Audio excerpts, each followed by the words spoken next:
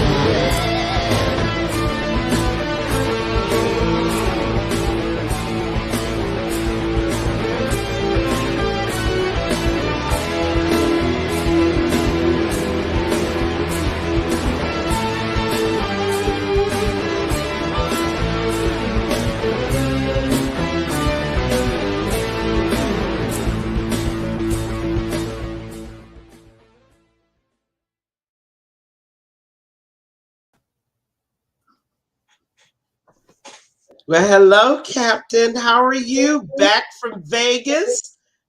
Suitably tanned? How was the draft out there? How was the Raider crowd out there? It's fantastic. And I definitely it was a much needed positivity influx for me. It was something that I was looking forward to, and it's just great. It's just great to hang out with folks and be there. With folks at the draft. I want to throw some positivities to my girl Anna Diaz, who I had a chance to see out there at the draft. It's always good. Anna. Awesome. And if I didn't see you, then make sure you come out next year. Not necessarily to Vegas, but I think that the draft, if I heard correctly, is going to be in Kansas City next year. Ugh, they might as well have it in the middle of a cattle yard. Yeah, well, but yeah, I will go to the draft next year, providing that I'm making carbon dioxide out of oxygen. I will plan to be at the draft. So, yep. You see, Anna Diaz said, I know that she's talking to you, Peggy, because I've never been called beautiful. Well, they and wait a minute. This is what all the fans want to know. What was everybody doing Thursday and Friday night when we had no picks? Were you watching the other teams pick their players? What were you doing? Honestly, I was okay. You wanted to know. I walked out onto Draft Drive, which was what they renamed the Sunset or the Strip, whatever that is. I walked out on the Draft Drive, and I was at the area around the Bellagio, up the one row and down the other row, taking pictures with people, and had fun with people, giving out some cards, talking, trying to get some people to pop in for the show. And then I walked down the Strip to the right, and I don't know what street it is. Anna Diaz would be able to tell me. That's when I saw Anna. and whatever that street was, I went to the Black Hole Bar Hmm. because I was trying to run into Rilla and Violator and Senor. So I went to that place. It's called Stage Door Casino. So I was there for a while, and again, I had my cane and whatnot. And so I was there, and I hadn't eaten all day. So I was lucky enough to get somebody threw me like a stromboli. So I ate the stromboli. And then Flamingo. Thank you, Dariana. It was Flamingo Drive. Yeah. So So I did you watch? I mean, did you watch and no, see everybody take? You did not watch that. I think I would have done the same thing. I no, don't think I could have watched. I didn't give a flying foxtrot what was Yeah. going on. The only time I would have watched it if somebody would said, "Hey, the Raiders traded up into the first round," and I knew that the chances of that was slim and none. So that's why I had And why is that? Do you have a clue why it is? I have my own suspicions, but why is that the first and second rounds we didn't even make an attempt? I mean, we certainly had players to trade. Yeah, we did. We did. I don't know whether that maybe those players that are on the block are going to be giving an opportunity because remember the three first rounders that were up for their 5th-year options were not picked up. All three of them. Yeah, Okay. And I think two of them might be traded maybe this year if somebody needs an extra a box safety or if somebody's looking for a defensive tackle, right. you know, during the season when one comes up injured, maybe they're still keeping those players available during the season for a pick next year. I mean that's possible. It was certainly Um, new in Raiderland, that for the first time, what I call accountability and players being responsible for their performance is on the line here. And yeah, I mean, the biggest name that came out that wowed a lot of people was Josh Jacobs. But I was one of those people that wasn't really surprised. I mean, I got some things. I kind of like the guy, but I kind of think that McDaniels came to the same conclusion I have. We've just got to have more production out of the Raider mhm. running game this year. It is not going to be tolerated. Guys going 10 straight games of less than, 75 yards rushing. And, I don't care what the state of your offensive line is. I think that's one of the messages that was clearly sent by the draft. Well, Don't yeah, I you was going to agree? say, yeah, the fact that they picked up what I thought was probably one of the top three. Actually, I think it was probably one of the top two running backs available in this year's draft, and the Raiders ended up picking him up. Are you Okay, talking about Zamir? I'm talking about Zeus for sure. Yep. Right, right. And when I told you, Captain, today I watched film all day long. Okay, that's all I did was watch film. I did a few looking at a few highlights, some interviews from a few of them, especially UDFA's. But one thing I noticed about the running back picks, definitely power guys, Yeah. definitely guys who hit the hole, something that Josh has had an issue with, hitting that hole quick. I don't know whether it's injuries or whatever. And as I told everybody, I'm still waiting for the first 50-yard touchdown run from Josh. 3 years later. Yeah. Okay. I mean, Oh, I'm sorry, Spike, but I apologize. Before I forget, Thailand. if you are watching on Facebook, if you are watching on Twitter, I can't see your comments.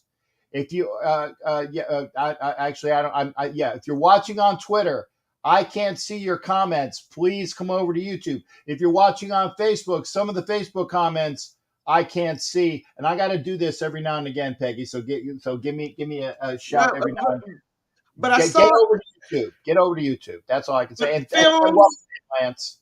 The film. I saw a power runner. And Yeah. I also saw it in Britain, Brown, the UCLA guy. Mm-hmm. Nice size guys. What I saw that just kept flashing to me: goal line backs, goal line backs, power runners have the size and hit that hole quick enough to get through, and I think that's maybe what Ziegler and McDaniels were indicating they wanted. Mm-hmm. What's your feel on that one? Well, actually, I like Brown as the seventh rounder. I mean, I like him personally as to what he brings to the game. But I will agree on this. Do you notice that the Raiders, even in UDFA, have not Mhm. picked up one cornerback or one safety? Yeah, they actually did from Missouri Western, Sam Webb, Okay.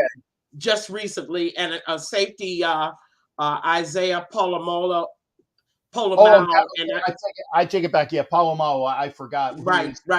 But Yeah. you're right. They really haven't done that, and it's interesting to connect the dots to see what's in Ziegler's mind. What is he trying to build? Because these guys have a vision. They're professionals. They know what winning looks like. What kind of players are they selecting, and what positions are they selecting for? And that tells us a lot. But I mean, I really wanted to go to the running back selections because that tells me what they think about Josh Jacobs. Okay. And I'm not sure what they're thinking about Drake. Drake, we know, is a home run guy, but let's face it, he had a serious injury last year. Yeah. And we don't know whether he's going to come back the same place he was when he left. I mean, Drake is a guy you want to have on your roster, home run all the way, size. But if we go and look at the UDFA picks, we got some running backs there, okay? And not exactly running backs, but guys that have multiple specialties. Mm-hmm. I noticed that among the UDFAs, but let's go right away. Let's go to talk about the rest of our actual picks. First, Captain Dylan Parham. Oh, I love him. I love him. You like that pick?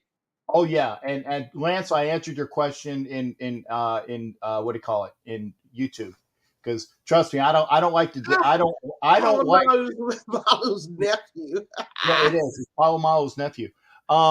I try not to interrupt Peggy. I gotta sometimes because say, Peggy, I need to get a word in, but but yeah, Dylan Parham, I love the fact that this gentleman was still sitting there at the third round, and I actually listened to Ziegler on JT's show. It was either yesterday or today, and he was talking about that when the Raiders traded that pick to the Titans, okay, that they were kind of stressing whether that he was still going to be on the board at 90, and they were very happy that he was still there. So they got that extra pick. So they parlayed those 5 picks into 6 picks by trading down 4 spots for Parm, and they ended up getting an extra 5th on that. So I was very happy about that. But yeah, Parm is projected 6'2", 311 pounds. Oh yeah. When I looked at the film, and like I said, I've been in film room all day long, the first thing that hit me was undersized. Now, I don't think that affects any of his skill set. He's got the right arm length. He's got great footwork, speed going down, flattening out the line. No problem on that end. But for some reason, he just plays smaller than most guards that I'd like to see. What's your impression? But see, you just put your finger on it. He plays smaller than most guards, but they're projecting him to be a center. Interesting. Like Bostic matched up with the rest of the Hogs. He was the smallest guy. Yeah. Jeff Saturday. I'm thinking about, guys that did play that center position well. How much has he played center?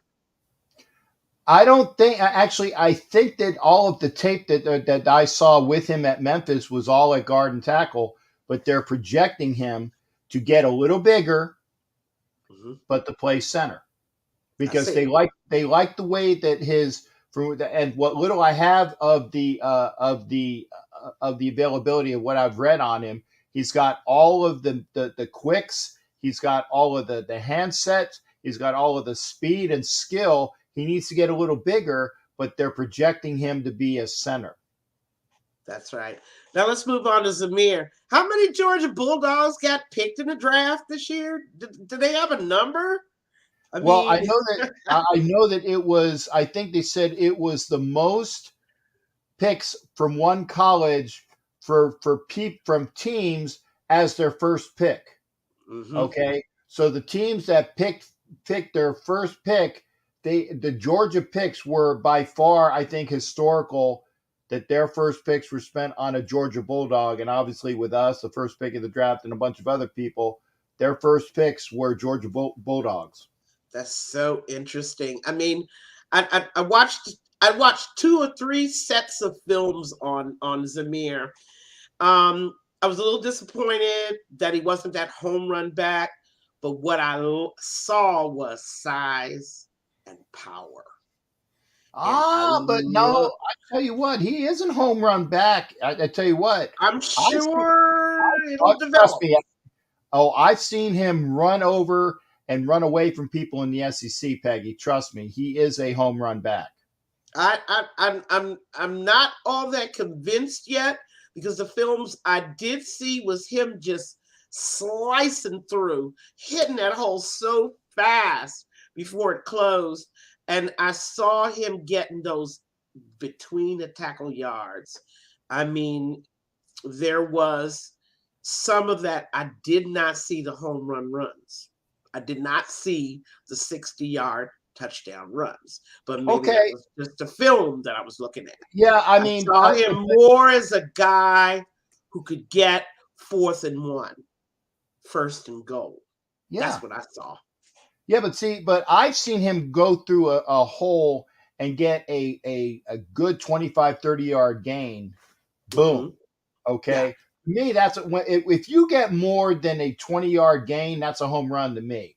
And I've seen plenty of that from him.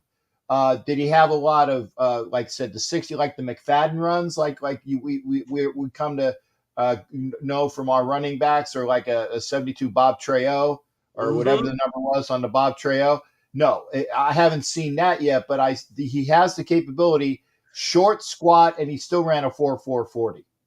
I mean, just an immense amount of power. I liked his look. And now we move on to the 3rd pick. Excuse me, I'm not sure what round, but Trey Farrell Jr. What's your thoughts on him? D lineman.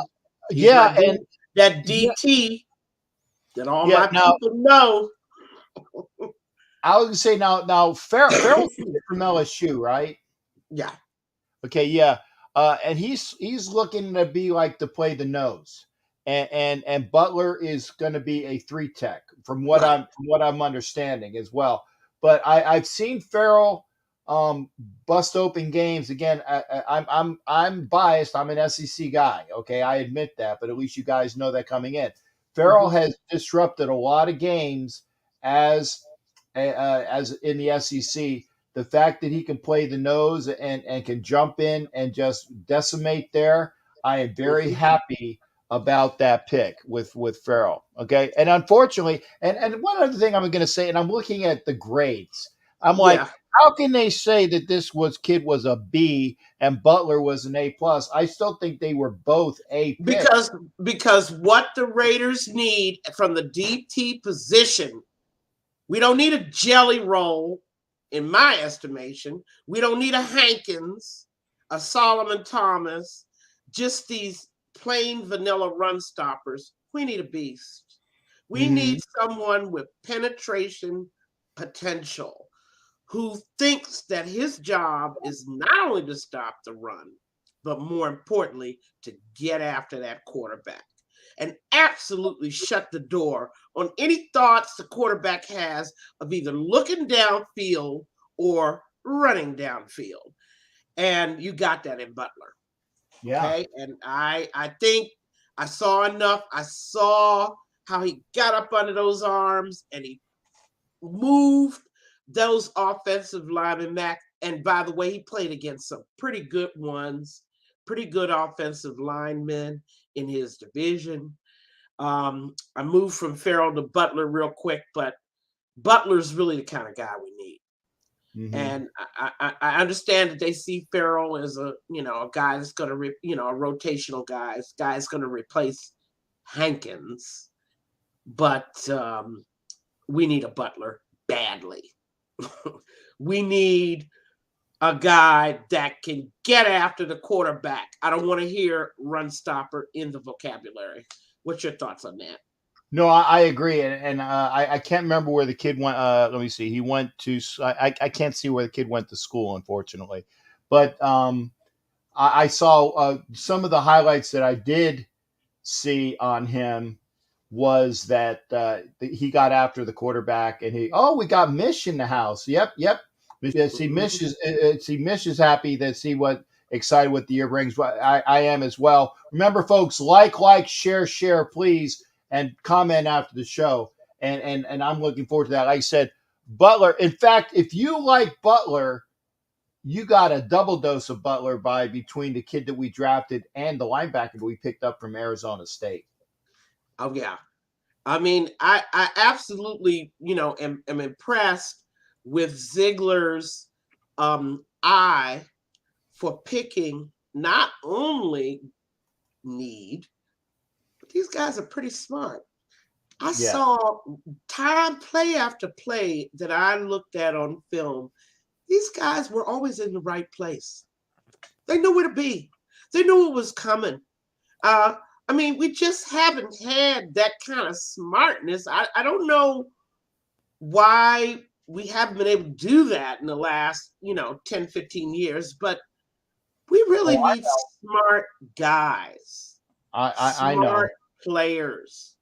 People who know where they're supposed to be and have the athletic potential to make the play once they get there. And I saw that among all the picks, even if we go to Mumford and look at him. I mean, he's a guy that was just captain of his team. He has a great interview. I don't know if anybody has a chance to look at it from Mumford. There's a show called Letterman Row that the Ohio State University produces. And I mean, this guy gives an interview that is totally articulate, demonstrates an in-depth knowledge and analysis of the game. I'm like, yeah, we need guys like that. More guys like that on our team. And like I said, what my next step is, Captain. What does this tell you about Ziegler and McDaniels? Well, I will say, what does this draft tell you? It tells us that, and it was like the same comment that Robert Gaffredo said. This is a real football team with a real front office, with a real GM, with the capability, and the jury's still out on McDaniels, but I'm even going to throw that a real head coach, okay, and a head coach that works with the GM in sync, okay, not one of this 51-49 stuff, okay, that this is the real new Raider way. I refuse to call it the Patriot way. This is the new Raider way, or the way of the NFL in the 21st century. Okay. This is an organization that has figured out that we can't do things the way that the great patriarch did, because that was a generation or two ago. We have people that are going to be doing jobs the right way, that they are drafting, like you were talking about with White. They put Josh Jacobs on notice. Okay. Put him on notice. They put, with the drafting of Munford, who I am so happy that they finally went and got a tackle who has the capabilities to play guard, but I'm still projecting him out to be that steal. He might be the right tackle from day one, maybe. I'm praying The guy sure is smart enough. I mean, and that versatility. Don't you love it? I mean, we're not drafting guys that do one thing. We're drafting guys that have multiple skill sets. And I know what that says to you, like you said, and like Robert said, a real team. Now, I want to address, just so before we go on, people that insist on saying the Raiders had a great draft. How do you know? Where's your evidence? Oh, well, Guys, I know there's a whole industry out there, Captain, that's built on opinions and guesses about players, but I am not going to allow them to make it into a fact. Until you see this guy play one, and some would argue 2 seasons, you don't know whether it was a good or a bad pick at all. You cannot say in May 2022 that a guy you picked in the draft is a good pick. You don't know. You don't know who's a bad pick. Shall we go down the list? Mm-hmm. No, I thought we had a show. We had a show on that, 2-3 weeks ago about going down memory lane about all of the missed first round picks. I mean, you cannot, and I always throw up in people's face, Deacon Jones, 14th round pick. Who knew that he would develop into one of the best D linemen to ever play the game? I mean, you cannot look at someone's round or what you think their round should have been and then say, oh, he got picked too early. Oh, he dropped. I'm surprised he's still there in the 3rd round. Hey, until they play a down of football, how in the heck are you going to know whether what you said has any merit? But this industry goes further, Captain. They go further than that. They start grading the picks. Then they start changing rankings, preseason rankings, based on the draft. Guys that have never played one snap of football. Exactly. That is opinion and guesses that become fact. And then they run with it. Suddenly, this franchise front office made bad, stupid decisions in the draft. How do you know? What evidence can you bring me? Actually, I got a DeLorean that goes 88 miles an hour. Okay, right. and I've gone back to the future, and so I've been able to see this. So, but other than having the 80 something amount of gigawatts and the 88 miles an hour on the DeLorean, okay. Right. Other than that, nobody knows. And I just said that on the last show that I was on. By the way, folks, there's an AFC West show, Wild Wild West, that I'm going to be doing starting Wednesday. So make sure you check that out as well. You don't know. You don't know. At all. And people are grading. They grade each pick. They grade each draft. They grade overall. And I'm like, how in the flying foxtrot do you know? I mean, it's a mystery. And let me go even further with my theory. And just hear me out, and I'm going to state it succinctly. To me, this is where the unrealistic fan expectations come from. These carnival hacks that pull out their crystal balls every April to tell us who's supposed to be a good player. Yeah, that's right, Swami. What did I call him? Kreskin the Magnificent, right? And then fans take that as gospel and say, because we picked you in the 1st round, you better perform day 1, year 1, or else we will trash you. The unprecedented amount of pressure on our young guys. Once upon a time, a player actually got to sit for a year and learn their craft before they became a starter. What a novel idea. No, today they're expected to start day one knowing everything about their position. Impossible. And on the quarterbacks, it's even worse. Yeah.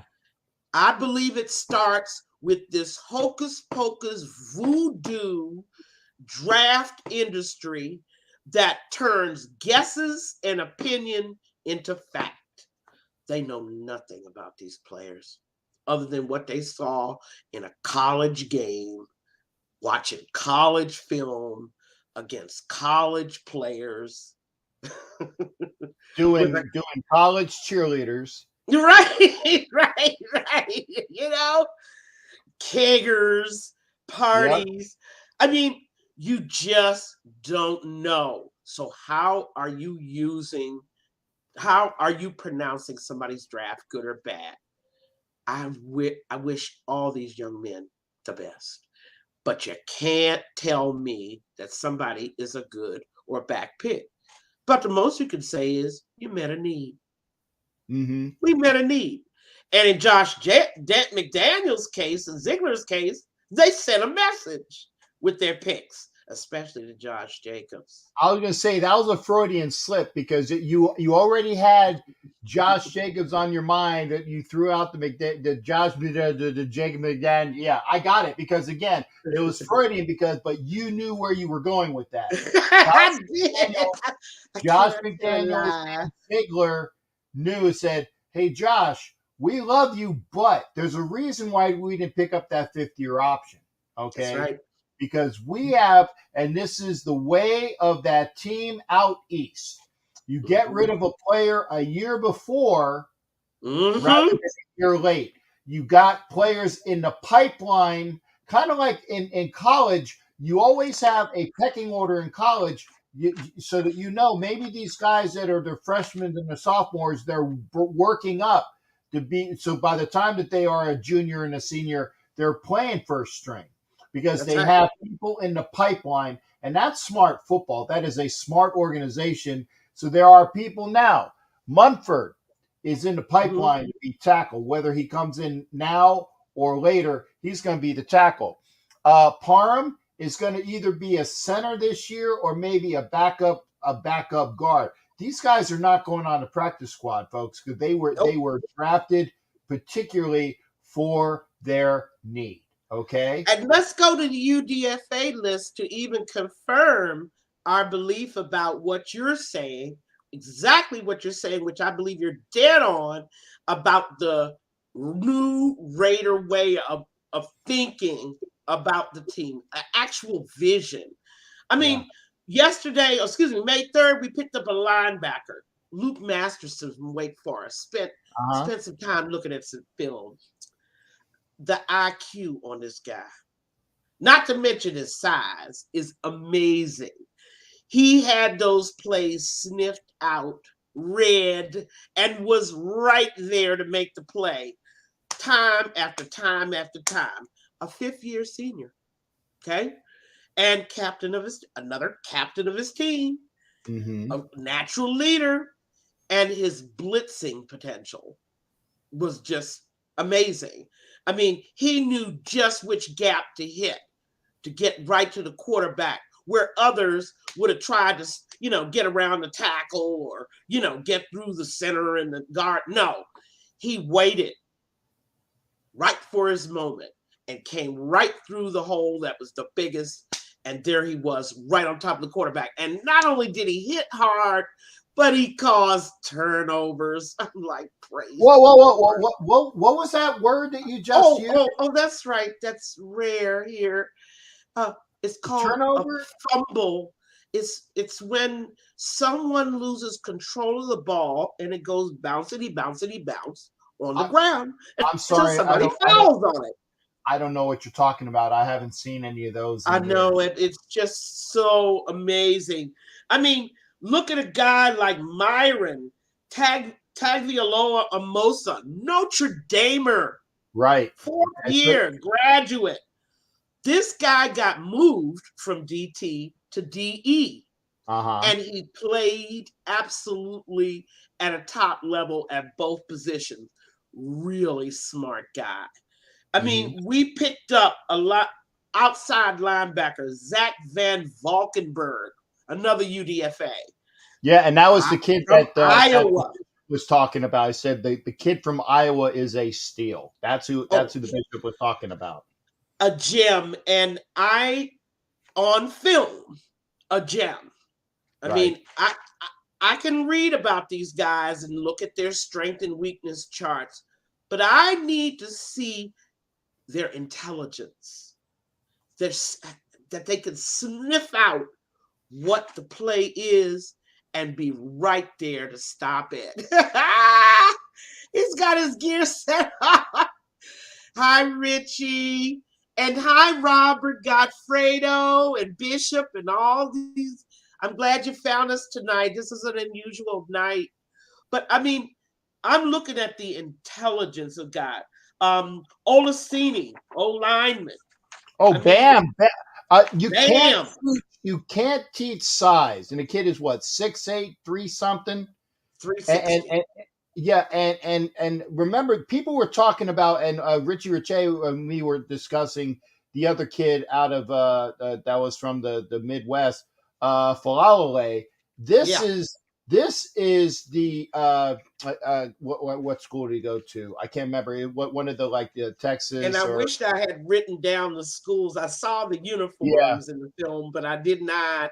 And I apologize. Utah. That's the stuff that a woman just wouldn't, she wouldn't pick that up.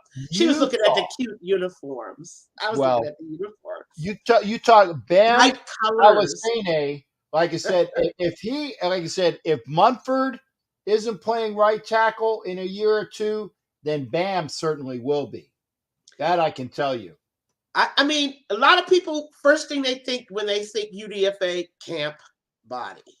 No. Camp body. Okay.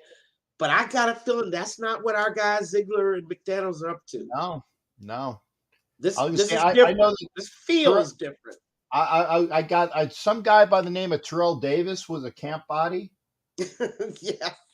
I mean, if we could go over the camp body, they went and picked up a linebacker, Darion Butler, another guy, captain of the team, a really a fourth year player, a guy that absolutely was on top of every tight end. He was dropping back in coverage. He was covering wide receivers. I'm like, whoa, what do we have here?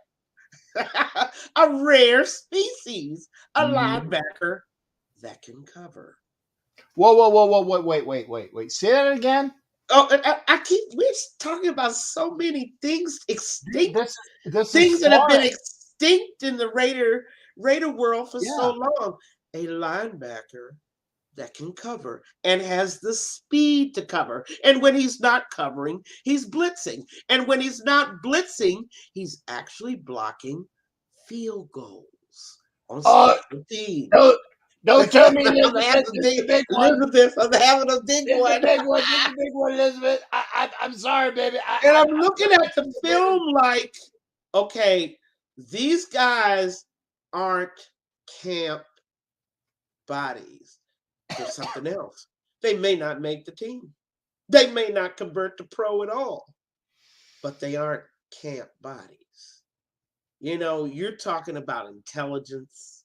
You're talking about size. That was another thing, with the exception of Parham, who I still think is everybody else was the right size. Everybody, but they weren't that. We didn't, like we did through all the McKenzie years, use the word project. I haven't seen. Do you see a project here on our draft picks? Maybe the UDFA. I don't see any projects. Do you?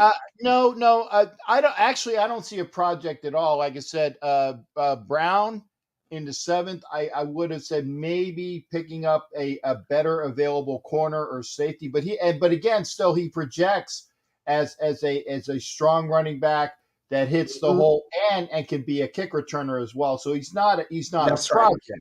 That's Okay. right. What is it? Palomalu is not a project. He did Mm-hmm. have some injuries, which is why he kind of fell.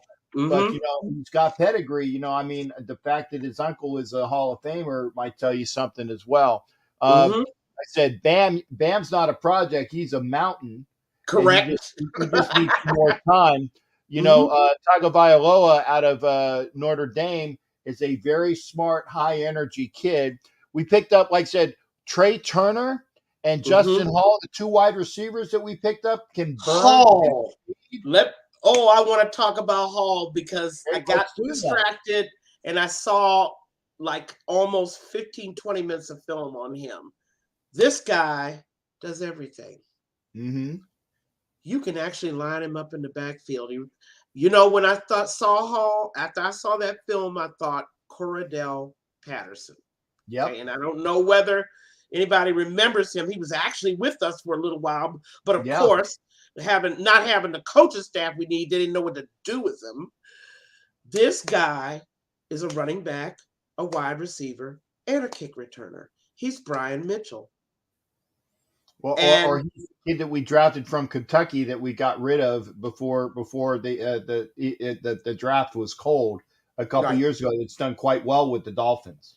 Right. And is that Snowden? I mean, yeah, Dowden. that is Dowden. Yeah, and let me say this. I mean, you really don't know how a player's gonna fit chemistry wise with your scheme. We fans don't know because we've never seen our coaching staff in action during a game. We know nothing now.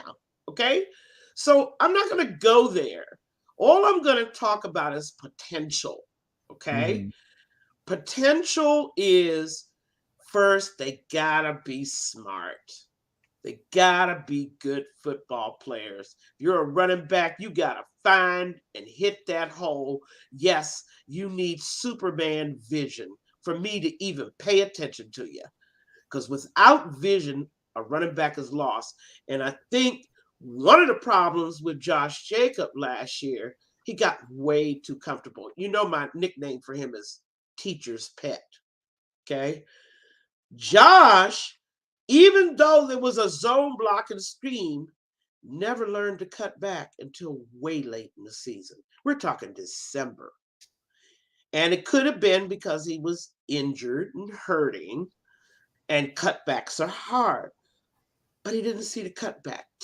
When somebody told me, look at the film, time and time again, when he was getting stopped, 1 and 2 yard runs, he missed the cutback. It was right there. And he missed it. I mean, it's almost as bad as watching Trent Richardson film, right? Hey, that's another swear word. Oh, I'm sorry, Trent Richardson. I thought you said Trent Brown. Sorry. I heard Trent. Yeah. Trent, I mean, yeah. Jacobs was missing the cutback time and time again. And I know McDaniels had to see it on the film. I know he had to see it. It was too glaring and too obvious. I'm like, all he had to do was cut back, and there was nothing but daylight. That's why we haven't seen 50-yard touchdown runs in 3 years. Mm-hmm. The guy doesn't have it. Yeah, God, it is that. It has been that long. What was the last long touchdown run that we had? I don't even remember. I mean, Drake was a back that was capable of that, but of course, since we were handicapped in our offensive play design and play calling, I knew that they would never give him the opportunity to break up. Drake could have broke off a run like that easy. I seen one game, 260 yards. I mean, pass catching and running. I mean, the guy is a home run back, but Jacobs is not. And unfortunately, and look at Abrams, poor little Abrams. I keep telling people he's a package. He's a piece of a package. He's a specialist. Somebody Right. need to turn him into a specialist, and then he'll never be an every down back. He's just not bright enough. I mean, and the same thing. Who was the third one? Didn't get their offer. Who was the third Raider player? Didn't get the 5th-year offer. Oh, Farrell. Yeah. And in the case of Farrell, I'm not sure what happened. Whether he fell afoul of the politics of the Gruden regime or what, we shall see. I think that he's gonna have a good year this year, and I think that he has something to play for because again, when you are the object of a Thanks, meme, Andrew. when you are the object of a meme, and actually he was standing right next to me in Nashville that year when the Farrell pick was like, that guy. And again, it's not Farrell's fault that he was picked at number 4. It's not his fault that he was picked at number 4. Once again, they're taking the draft and turning it into a fact and then put pressure on these young guys and the teams even. See, they're using it sneakily to influence the teams as well, to put pressure on these guys. Well, you were pick number 4. You should be a superstar. I mean, that is just so unfair and unrealistic. You do not know how these guys are going to transition from college to pro. Mm-hmm. It's always a iffy situation, bringing a college guy whose film you love and then actually bringing him into your offense or defense. It is just not what you what you want to do. But because this cottage industry of these draft carnival hacks, we've got a lot of people, a lot of players that are just falling by the wayside. Who knew how any certain players would have looked? I tell you, I having an interesting conversation with Cincinnati fans. Hi, Pyro. What if instead of drafting in the 94 draft, Big Daddy Wilkerson, right, as the first pick, they had taken Marshall Faulk. And then we went down the probabilities. Well,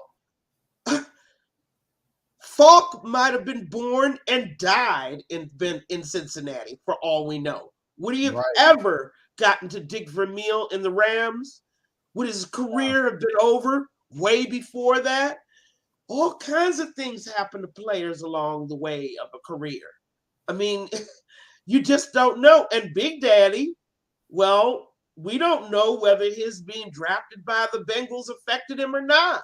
All we know is, Captain, you'll remember this with me, he goes to the Redskins. That's why I had my money. I had my money fingers going. I knew where you were going next. And said he got the moolah. And turns into a wife beater, right?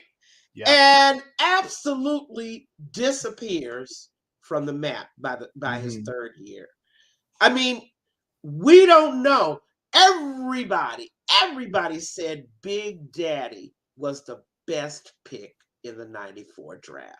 Guess what? The Hall of Famers came from the 2nd round, not the 1st round in 94. There were 4 Hall of Famers that came from round 2. 3 came from round 3 in 94. Who knows? Who knew? I didn't know. But Big Daddy, right, from Ohio State. I mean, we just have to temper ourselves when we get excited about these draft picks and just remember, these guys are kids. Yeah.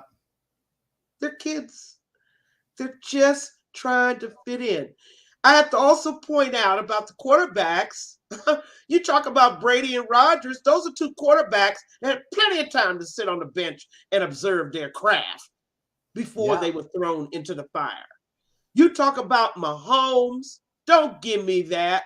He sat 1 year behind Alex Smith before he was actually not the full year. I think it came out in week 14. He did not start more than 1 or 2 games. Unlike Derek Carr, and many other young guys who get, Deshaun Watson, the list goes on.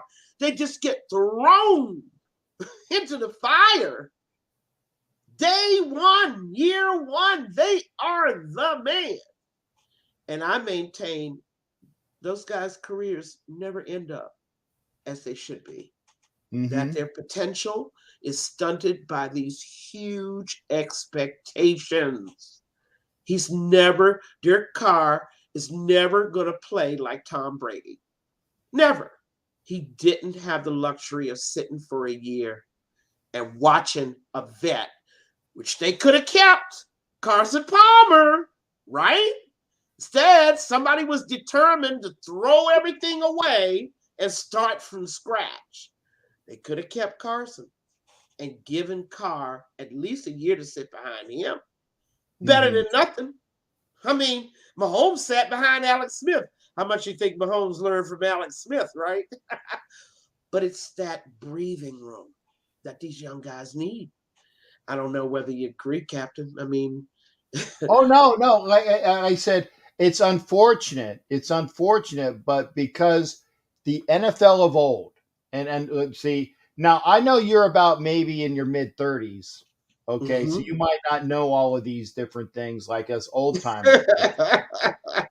But let me tell you, because I'm a little bit I'm a again mid-30s for Miss Peggy, but I remember the old NFL when you had quarterbacks that sat 3 years, and then they became the quarterback of renown. Okay, because you had to learn the NFL and learn the NFL, and you sat and sat and sat. Aaron Rodgers was in that plan, sitting behind Favre. But of the new NFL, okay, it is all of these people that say, we got all this money for you, and we are planning on you to be our guy. So guess what? You're starting from day one. Okay. And really, there's a cap on rookie salaries for the first 3 years, even into the fourth. So they can't even say that the money is the issue. Maybe they could have said it, but it's no longer an issue. Why are you throwing these young guys and stunting their careers and filling their head with all kinds of bad techniques, bad habits, bad everything, and putting that kind of pressure on them so young? We got to find a way in the NFL the NFL has just got to find a way to preserve the sanity of their young quarterbacks. Give them year. And Richie, you asked how much breathing room is required. It depends on the coaching staff. And I haven't gotten down from my soapbox yet. Why do we not put the lion's share responsibility for player development on the coaches? Why have we given them a pass? Don't tell me that Farrell can't play when I'm not sure he was coached. I don't know what was going on. Some kind of political mumbo jumbo. He fell into the doghouse. I was going to say, where was he going to learn? He actually played well under Brenton Buckner. Right. Don't get started on that. I know. I knew that's a touchy subject, but he played well under Brenton Buckner. But then Marinelli came in here and really didn't use him at all. Didn't use him at all. I get that players have to, they really have to ante up. They have to bring 100% of their motivation, their desire, all those things, their talent, what they know. But coaching changes an average player to a good player into a star. Why do we keep giving coaches a pass? I don't know whether Abrams or any of these guys could have been good players because the coaching was so terrible their first couple of years.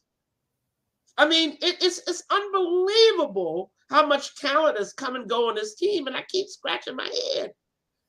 Wait a minute. Why couldn't these guys get coached up? It happens in New England all the time. Think about it, Captain.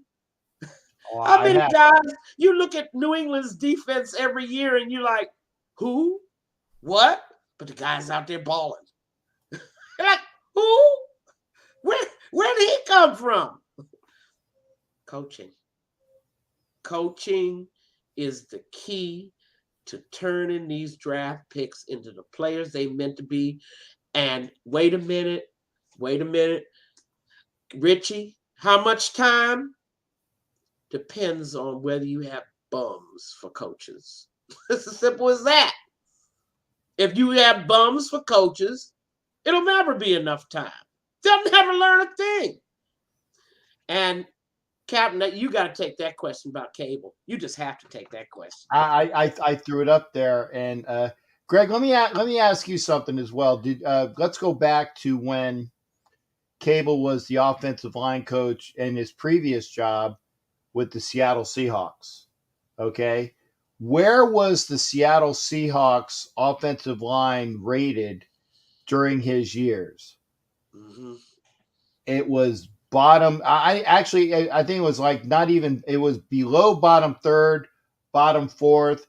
It was like around 28 to 32, where their offensive line was. No, not and wait a minute now. To be fair, a Seattle fan showed me that several years in a row, mainly those Super Bowl years, they were ranked 17th and 19th, respectively. Their best 2 years. I know. Wow. So basically, you're saying that that's like what Gus Bradley did to our defense in comparison to having old boy Paulie G. Yeah, it's better because the predecessor sucked that much. Okay, right. where you're saying that, Exactly. oh my God, we have a great defense. Stop telling me how good or how improved the 2021 defense was under Bradley. Bradley is one of the good old boys. He's an average guy that will get passed around like, am I allowed to say this? Go ahead. A hooker on Saturday night. I mean, yes. You will see Bradley coach. By the time his career is over, he will have coached for 10 teams. Another Olsen. He's nothing but a stopgap, a Mr. Fix-It, bring him in, fireman, okay? He is not the brain that could have built the Raiders a top 15 defense. And someone else also tried to answer my question about why is there so much pressure on these young quarterbacks? Once again, they don't get the $40 million paycheck until they get to their 4th year. Before then, they're all capped. So you can't use the money reason to say, that's why I want you to know everything that Tom Brady knows in your first year. You can't say that to him. And then coaching. We still haven't talked about cable. What's your rating? I thought I did. Is that Cable was I think you would actually have to improve to suck as a coach. He was at top mediocre. At top mediocre. And I kind of liked him. I just like Cable. Oh, I like Tom Cable's. It's like I like the coach that we have. The way that their mindsets were, but they're not good coaches. They're good They're good dudes to hang out with and get swap stories with at the bar. But that's not going to help your football team. Well, I liked having drinks with Cable. He was a really nice guy. But I see what you're saying. I mean, nice guys, just like, players, coaches, they don't do so well in the NFL. They don't produce championships. You cannot, though, excuse these coaches from the responsibility of developing those players into the players that they need them to be. The coaching is just as responsible for failure of a player as the player himself. And I will stand by that. You have got to give these young guys tutelage.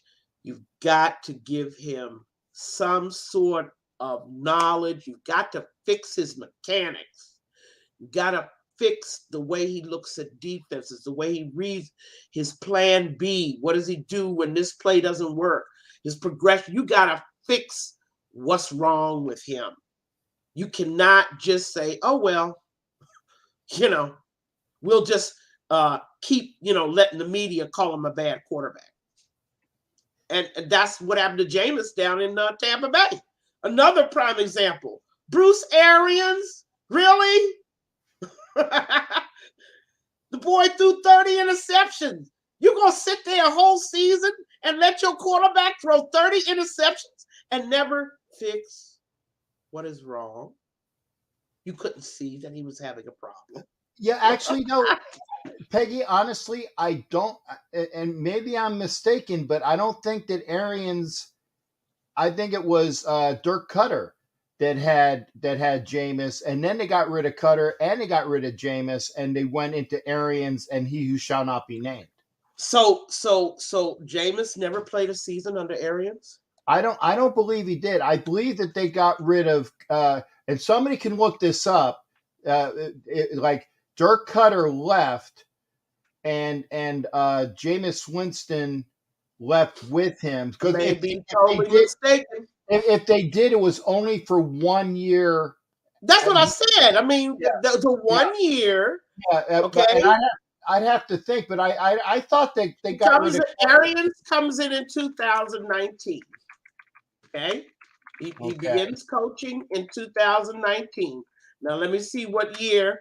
Poor little Jameis, poor little thing, was there, and lo and behold, his last year in Tampa Bay was 2019.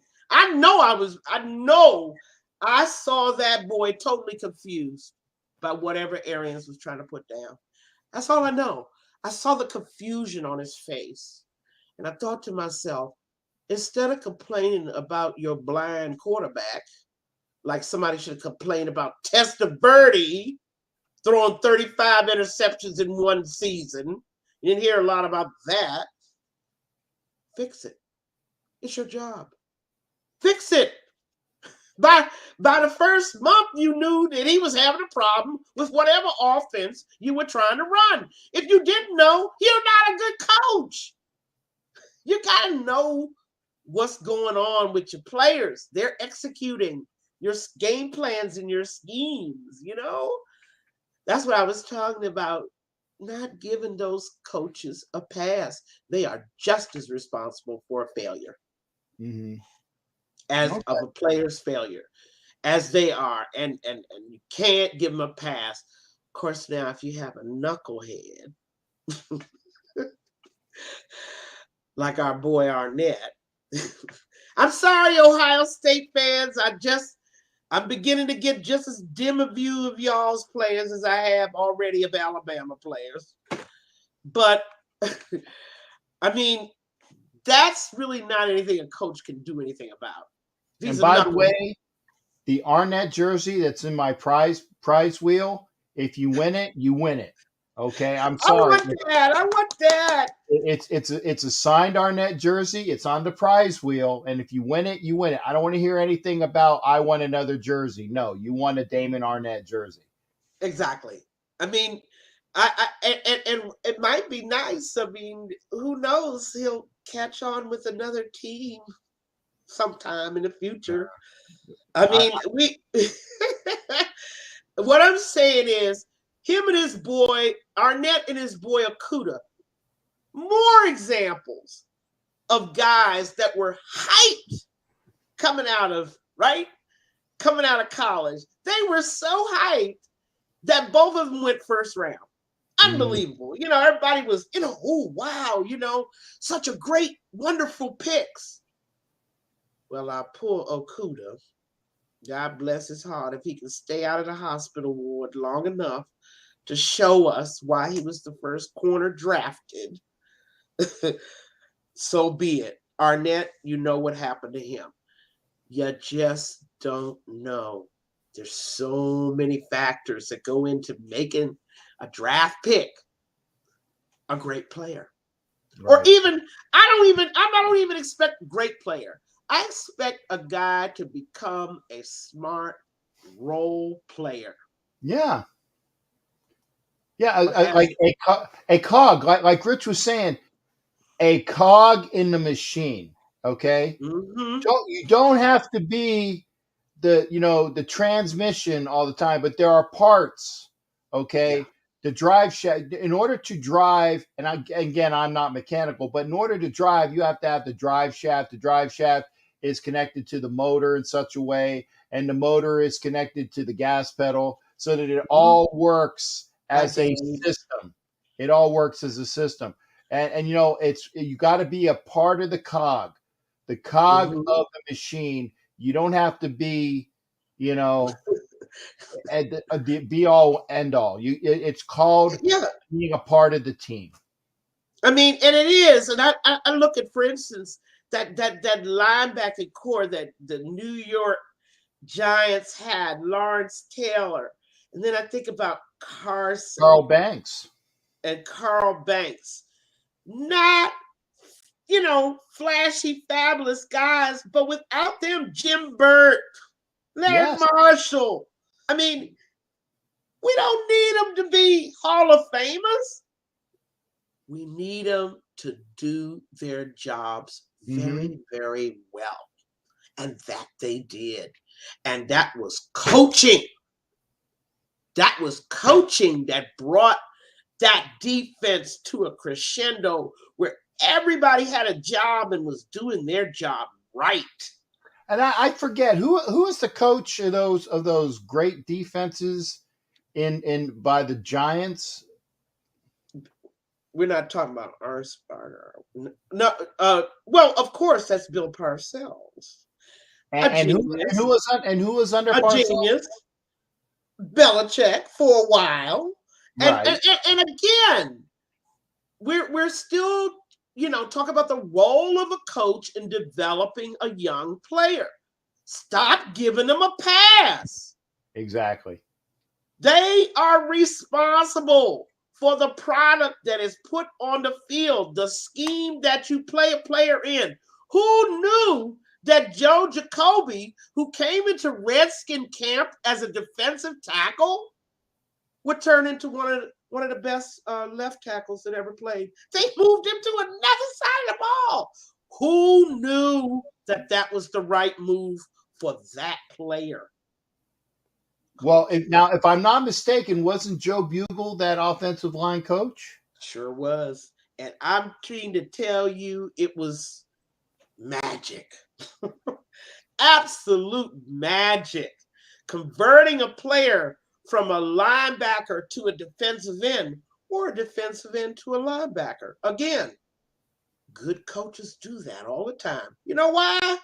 Because they're teachers. They're good teachers. They only have on their staff good teachers. And believe me, if those guys see their play get better and better and better every week, they'll play their heart out for you. There isn't nothing they wouldn't do for you once they see they're getting better. And I feel, I guess I don't see how people put so much pressure on these young guys when it's only half their fault that they don't develop into the players they were supposed to be. And certainly Derek Carr, a shining example of what happens when you got 6 or 7 people trying to teach you, which is another error. Not only not to teach at all, but then for a franchise to keep running new teachers in every year, every Yeah. other year. New teacher, new teacher. Oh, got to learn a new way. Oh, new language, new terminology. And then you wonder why, after 8 years, he still has some very bad habits. Mm-hmm. I mean, come on. That's Well, just I would say I will say this. I will say this. When Derek Carr was a You're candidate, right, Robert. when Derek Carr was a candidate for the MVP in 2016, okay, the offensive line coach that was shipped out the very next year, okay, runs the same exact system that our current head coach runs as well, and it is the Fairbanks. Oh, it's an old New England tandem. I know Chuck Fairbanks was one of the names, and I it escapes me who the second name Trying is. to go back into NFL history for that Right, right. one. But that McDaniels runs that offense, okay, and the offensive line, the offensive coordinator in 2016, it was shipped over to Denver, okay, runs that same system. I mean, I see where people might say, oh, well, a first round pick, he's supposed to play better than a fifth round pick. I can see that. But what I can't see is how anyone could predict that fifth round pick's career won't turn out better than that first round pick's career. You don't know. You land with the right team. What if Archie Manning? We play these games all the time, right?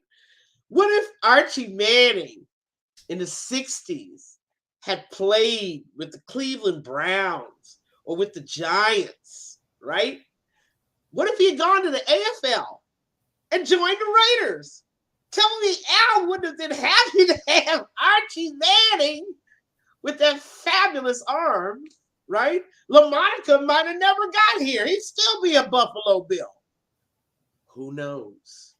There's so many ripples and changes and things, but it's a fun what if game, right? For You sure. can just see if someone had drafted somebody else, which brings me to another stupid thing that people do was they'll put up a post saying 13 people passed over Megatron, or this person who's a bum, right, who's a bust, was selected before Megatron. Wait a minute.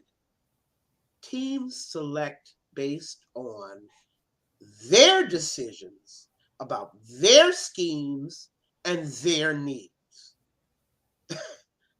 Maybe Megatron wasn't something that they needed at the time.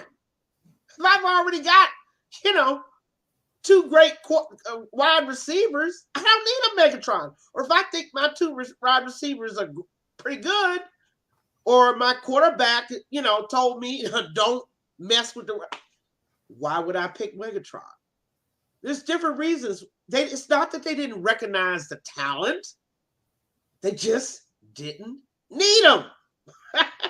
He wasn't a priority on their board.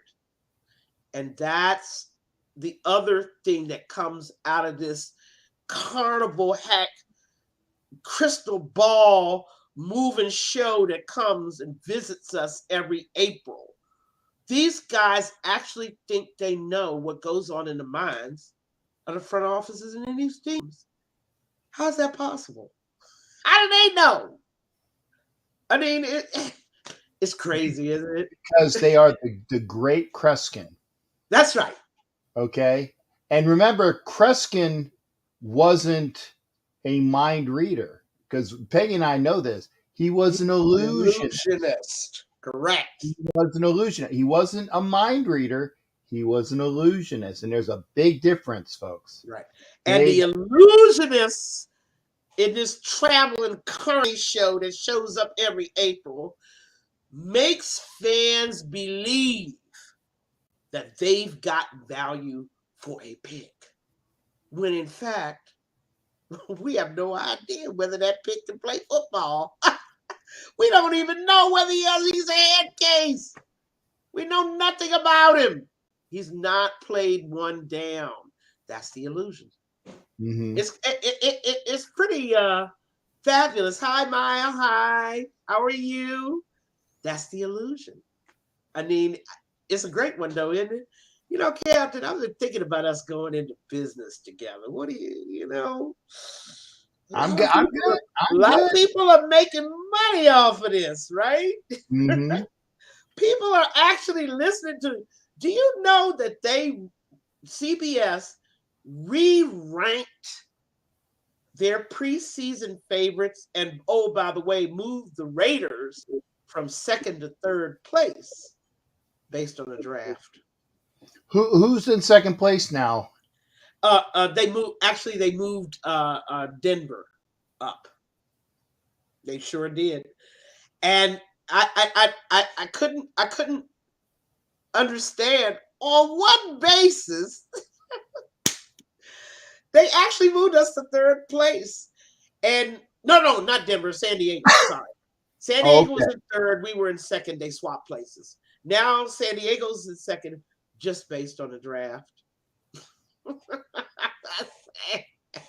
I think the only thing that San Diego had over us in the draft was the amount of picks. Because I went over that with Captain Defense on the show earlier. Because I was like, how many friggin' picks did you guys have? 10. They were loaded. 10. They were loaded. But somehow my mind never ever worries about the Chargers because they have this big voodoo thing, this cloud of bad luck that follows them around season after season after season. Now it's probably due to break. Mm-hmm. They haven't won a championship since 1963, so it may be their time. But every year, no matter how well the Chargers do, they always find a way to mess it up. Even in the Super Bowl, I right? was gonna say even Marty was 14-2 and couldn't Unbelievable. get past the Jets. I mean, Norv Turner, 12-4, couldn't get past the Colts twice. I mean, I don't know what to say about that franchise, but I do. What happened in the Super Bowl? The guy's running a what is it? An interception back, and he drops the ball. I never worried about the Chargers, and I have some dear Charger friends, and I try not to be too hard on them, but Lord have mercy, I never worried about the Chargers. I always worried about the Raiders, their coaching, and how they were going to put together a defense that could stop somebody. Every year, that was my top worry. And I'm anxious about this year, and I'm sure the fans are too, Captain. What are you looking at in terms of just a random preseason one-loss record? Preseason? Yeah. I Even don't before even the know. preseason begins. Prior, No, it's all over the internet. But I yeah. was thinking, somebody keeps asking me about, what do you think the Raiders' one-loss record would be? I got asked that question by Graphic the other day when Did I was you? in Vegas, I knew it. and I'm like, okay, it's April, okay, Really? it's April, even Mhm. prior to the draft, and even with the draft, and we still have the second round of free agency because those are going to be shifted again based upon the second round of free agency. It's like, oh, now they got this player now and they got that player now, or maybe in minicamp. And I'm not saying the Raiders, but some team that guy is gonna have an ACL injury. Right. Okay, because you don't know. And Richie Riche, you got exactly what I said. Said my floor is what the Raiders had. Their record last year was 10-7. That's my floor. That's reasonable. That's reasonable. I mean, Because that's something a right, fan could expect that right, will at least match what we did last year. Of right. course, a fan like me who's demanding, not asking, demanding that the defense get better, I got to see 12-5. Yeah, well, see, but that's the thing. And they asked me why. I said, well, listen. I said the Raiders got better, but so did Maybe. everybody else in the AFC West. Exactly. And I still put a maybe on that. Car goes down game 1. What's your season look like now? I would say that we would win maybe 2 games. You see, those are the kind of X factors that really, really we can't know. All the predictions right now. If everyone stays healthy, everyone important stays healthy, I expect 12-5 out of this team. I demand that we have a top 15 defense. I'm not, what do they say? I'm not asking no more. Okay, well, I got to ask Richie Riche this as well. Richie Riche, if and I got the Raiders at 10-7, you said that it's possible that they go 9-8. What did the Broncos do in AFC West? And who wins the AFC West this year? I'll ask both of those questions to Richie Riche. And let me say this. When you got somebody like Nathan Hackett, brand new NFL coach, you got a coaching staff that maybe if you rub 2 quarters together, well, he did bring Kubiak in, so, that is an offense. What I'm saying is it's a brand new staff, first-year coaches. Yeah, they got Russ Wilson. But what they don't have is chemistry and continuity. None of those things could possibly develop. And they'll need a season to develop those. There won't be any miraculous Phoenix from the ashes in Denver. It just won't happen like that, knowing Denver, but also knowing football. It's going to take some time to bring that team from where it was to where it needs to be. And, of course, if I'm a Denver fan, I'm going to say 12-5, 13-4. I mean, just on the basis of Russ Wilson. You know what I'm saying? And I actually went over that today in the show. We have Russell Wilson kryptonite on our team. You better believe it. In the form, and we know what Russell's kryptonite is. It's Chandler Jones. But the other part is, and no offensive, and an offensive line that is gelling, but not coming together. Russ is no longer a 25-year-old sprinting around, making spectacular plays on the run. He's an established, over 30 quarterback that needs an offensive line in front of him. There's no question in my mind. He's not going to be doing the things he was doing in 2015. You better bet that. Athletically. He's not going to be doing those things. He needs an offensive line. And until the Denver demonstrates to me that they can even put an offensive line together, much less have one with chemistry and cohesion, some guys that have played together a little while, I don't see that. But I can see where somebody could say for Denver. For the Chargers, hard to tell, Captain. Well, Tito says that Tito says that he sees the Chargers winning. I mean, it's very hard to say. They can win all they want. Right. They're not getting to a Super Bowl. But see, that the other thing is that this division, honestly, is the best division in football. I think that from top to bottom, that there's going to be a separation of maybe at most 4 games. I think what you're saying is true. And let us not underestimate Kansas City for the one reason, coaching. Coaching. He's kept that staff intact, has he not? Spagnuolo's back, right? Bieniemy's back. A lot of his guys are back. And just because they've got new faces on the field and Hill is gone to Miami means nothing. Got some guys that came in that are okay wide receivers. Mahomes can throw them into Pro Bowl status. I think that we should not count out the Kansas City Chiefs, much as we'd like to. Mhm. I mean, I really think though. But Captain, it's almost time for me to go.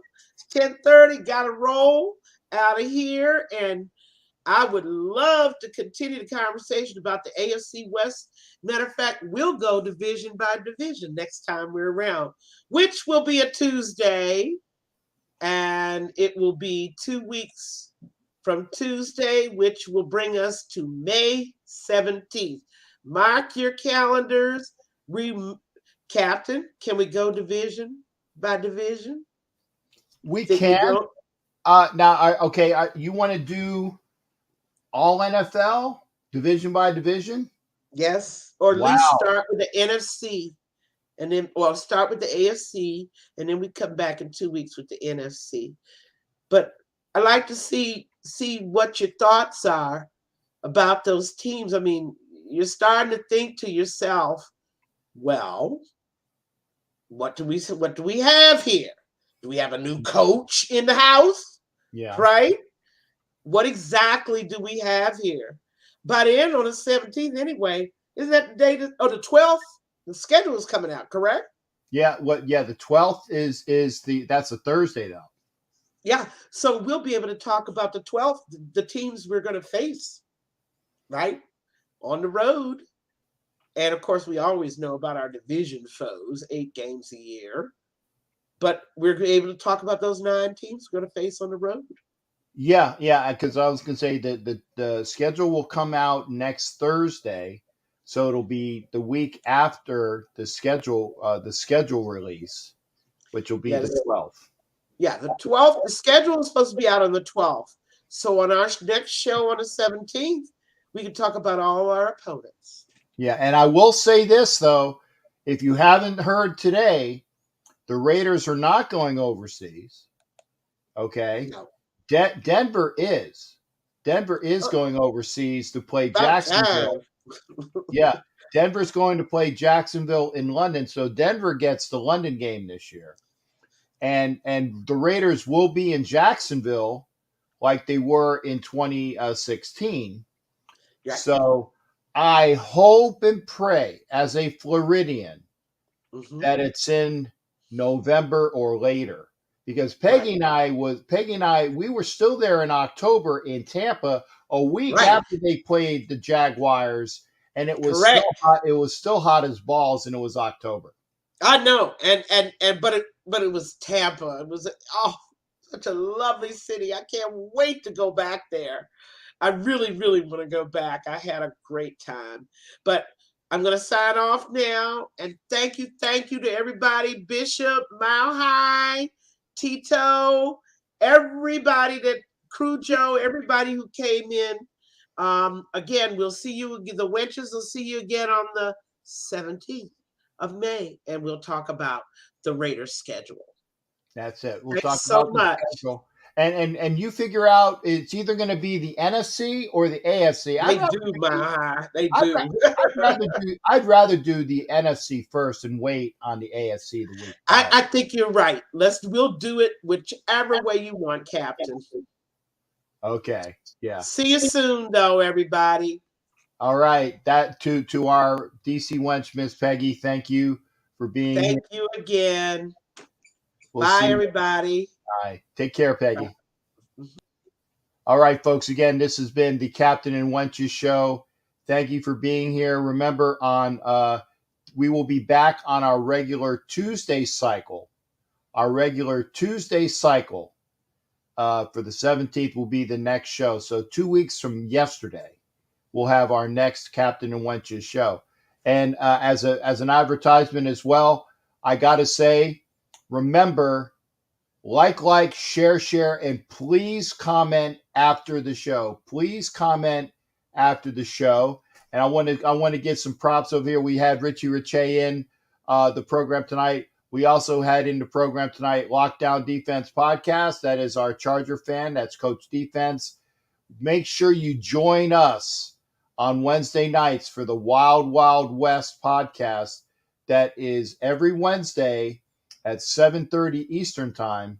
7:30 Eastern Time on Wednesday. So that's going to be before the Wednesday shows where I do the Wednesday shows with Ref Guru and Violator. So it'll be the Wild Wild West YouTube show / podcast on Wednesday night, 7:30 Eastern time. And then immediately after, during the season, it'll be the NFL Nation live show. And that'll be 9 o'clock Eastern on Wednesday. So we're going to have a double pump of great shows on Wednesday nights.